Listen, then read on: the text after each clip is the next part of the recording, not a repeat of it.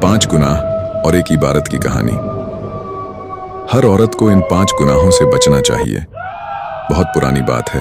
एक छोटे से गांव में एक बेहद खूबसूरत औरत रहती थी। नाम था माहिरा।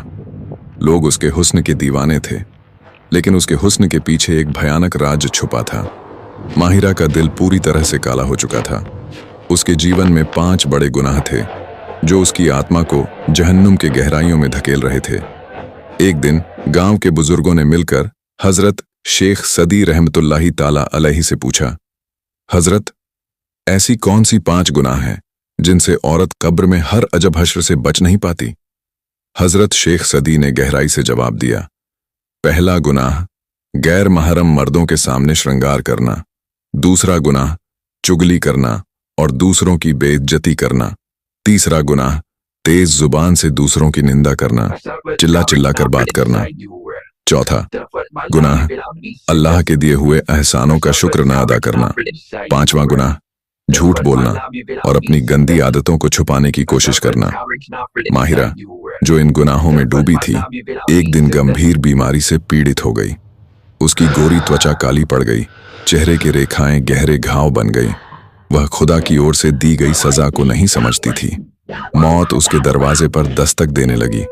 जब उसके आखिरी सांस का वक्त आया तो फरिश्ते उसके पास आए।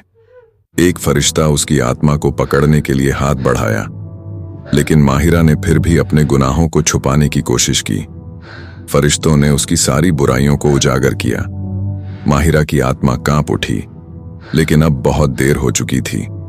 उसकी कब्र खोदते समय गांव के लोग सन्न रह गए। गोरखुल ने बताया, सूरज की तपती धूप में कब्र से आग के शोले उठ रहे थे। अंदर से इतनी गर्मी थी कि जैसे जहन्नुम की आग ही जल रही हो। कीड़े, बिच्छू और सांप उसके शव के चारों ओर मंडरा रहे थे। उसकी जुबान खुली हुई थी, जैसे गुनाहों की गवाही दे रही हो। माहिरा की आत्मा की चीखें दूर दूर तक गूंजने लगीं।